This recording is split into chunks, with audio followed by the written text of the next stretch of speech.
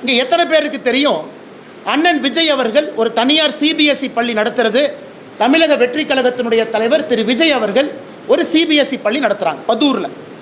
அந்த பள்ளியினுடைய பெயர் விஜய் வித்யாசிரம். நடிகர் விஜய் அவர்கள் தமிழக வெற்றி கழகத்தினுடைய தலைவர் விஜய் வித்யாசிரம் என்கின்ற பள்ளி நடத்துகிறாங்க.